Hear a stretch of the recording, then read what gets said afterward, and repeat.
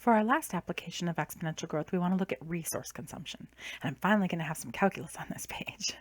So let's go over some physics definitions really quickly. A joule is a basic unit of energy. It's roughly the energy needed to lift a zero point 0.1 kilogram object, like an orange, 1 meter. It's also a unit of work. Now, power is the rate at which energy is consumed. And then a watt is the basic unit of power. So if power is a rate, then it's going to be something per unit of time. And a watt is a joule per second, right? So if joule is your energy, aka your work, then watts are that energy divided by time. All right, and then a kilowatt is 1,000 watts.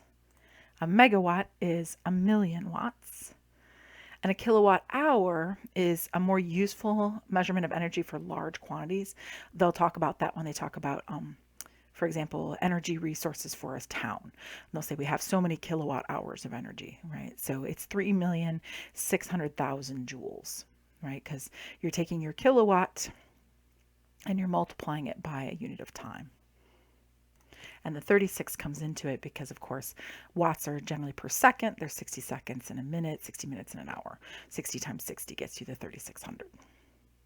All right, now, assuming that the total energy use is given by the function E of t, so E of t would be the energy, then the power is the rate at which the energy is used. In other words, power is equal to the derivative of energy, which makes sense. So if you look here, energy is measured in joules, but power is measured in joules per second, right? So power is the derivative of energy. So in other words, power is the derivative of energy. And therefore, the total energy that's used over a time interval would be the integral of the power function. So if you take the power function and you integrate it, it will get you the total energy used. All right, so that looks like there's some calculus here, so let's go for it. So in 2010, the rate of energy consumption for the city of Jackson, Michigan, where I live, was 500 megawatts.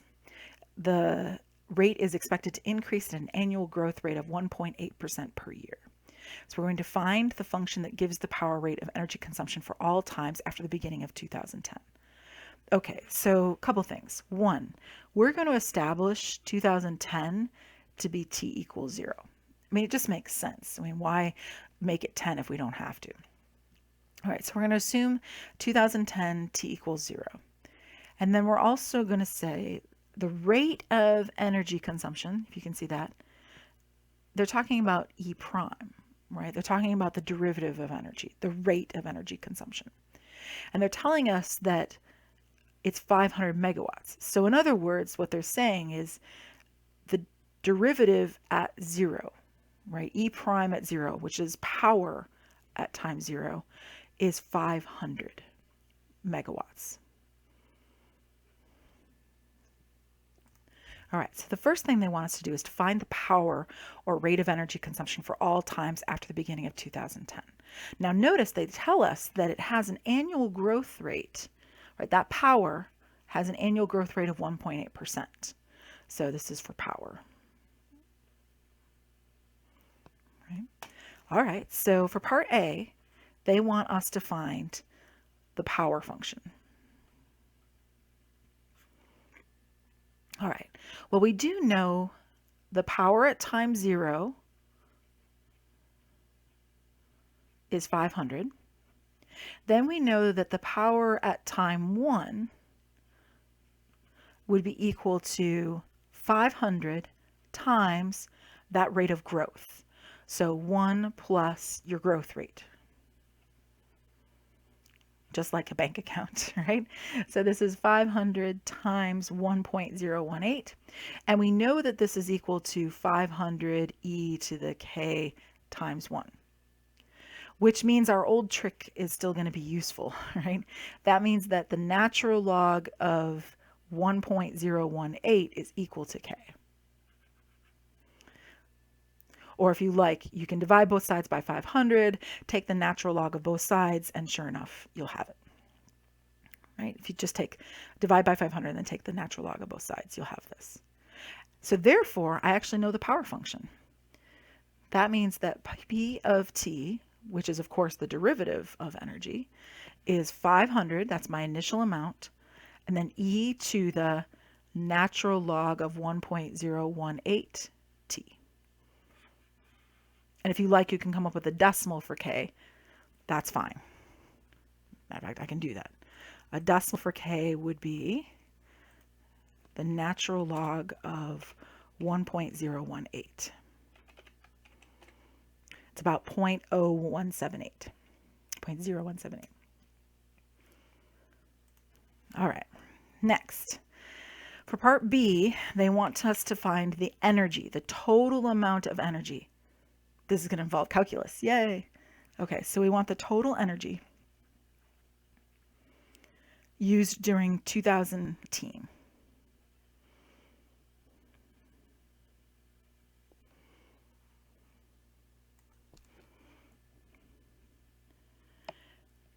Now what I notice is it's during 2018.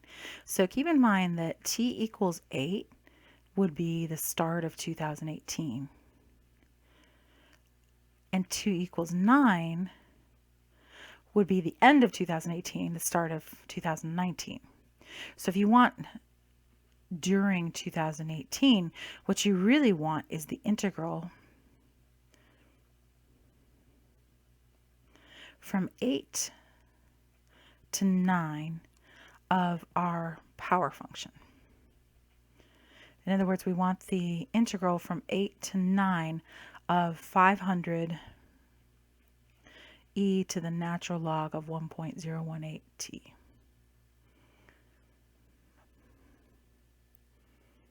All right, well, dt, my goodness. Or that's the integral from 8 to 9 of 500 times e to the 0.0178. That'll be good enough, dt. All right, well, the integral of e to the something is e to the something. So it's honestly easier in this case if I just use the decimal. So that would be 500 out in front. And then the integral of e to the something is e to the same thing. But then I have to divide by that 0.0178. Right? I mean, if you want to think of it this way, you're using a little bit of u substitution. Oop, there's a t up here. Right? So you're using the, oop, and a t right there. Sorry, I lost my t. I lost my variable, which is no good. So you're using u substitution a little bit. So you're assuming that u is 0.0178 t, and therefore du is 0.0178 dt, which isn't really what you want. That's why you're dividing by the 0.0178 t, or it's 0.0178.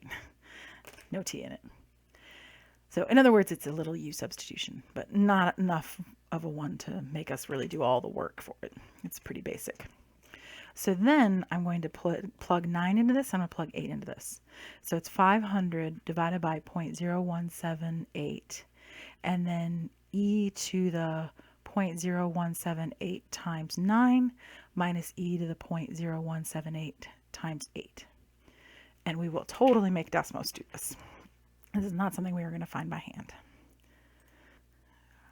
So I'm just going to get rid of some old stuff that we don't need.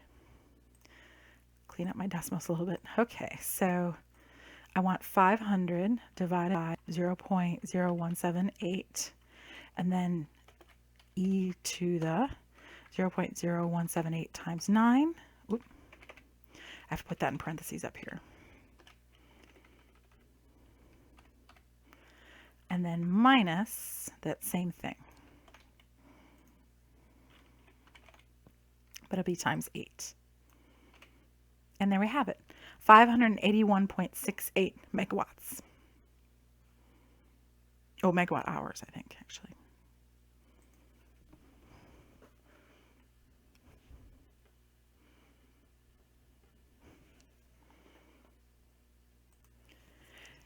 And Now think about the unit. The power was in megawatts, the time is in years. So this is megawatt year. Now, if you want megawatt hours, it didn't ask for it, but if you do, you'd have to multiply by the number of hours there are in a year. So you'd multiply by 8,760 hours per year. Oops, and that's because there's 24 hours in a day and there's 365 days in a year, excluding leap years. So we would just say 8,760. So you'd multiply by 8. I'll just make a little note. So 581.68 times 8,760. Oh, let me give its unit so that way you can see the units cancel. So this is megawatts years, and you'd multiply it by 8,760 hours per year, and the years would cancel. And that would get you, let me think, let me find it, 581.68 times 8,760 makes that many. So 5,095,516. So I'm just writing it down. And that'd be megawatt hours if that was asked for. So I put that right there. But hey, we used some calculus. All right, now time for the last one. All right, so for part C, they want find the function that gives the total cumulative energy used between 2010 at any time t greater than or equal to 0, assuming E of 0 is equal to 0. Okay, so E of t is equal to E of 0 plus, right, because your energy at time 0, plus, and then the total energy is the integral from 0 to t of P of t, or E prime of t, ds actually, because we're going to change our variable here. So I'm actually going to make this, I can't use the variable t because I'm using it already as my integrand, so I'm going to make this P of s ds. I'm just going to introduce a different variable. It doesn't have to be s, it could be anything you want. And that's the same as E prime of s, same thing. All right, well, E of 0, they tell us is 0, so that'll be easy. But so it's 0 plus, and then we're going to take the integral from 0 to t of, and now the energy function was what we found in part A. It's right here. So instead of just t, we're going to use a different variable. You could use x, you could use all sorts of things. So I'm going to make it 500,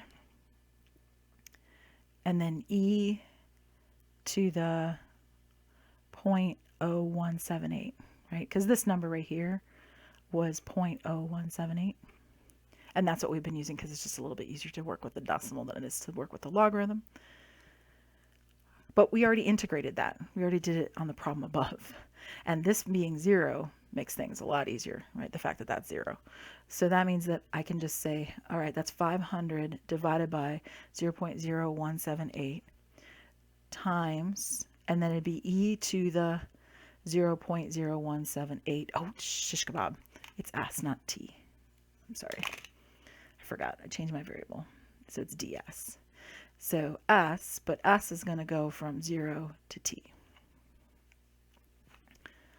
So then that's 500 over 0.0178. And then it'll be e to the 0.0178t, because now I'm putting t in for s, minus, well, if you put 0 in, e to the 0 is 1. So it's minus 1. That is the function right there. Now, of course, the 500 divided by 0.0178, that's kind of bad form. We generally don't have a fraction with a decimal inside of it, so I will find what that is. 28,089.8. So if I round that, that's 28,090.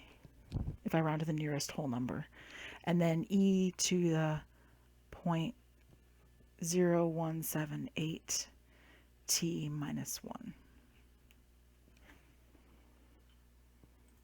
There. going to just put that in there. This is probably the better one because, again, usually we don't like leaving a fraction with a decimal inside of it. That's not simplified. So that would be the better one to use.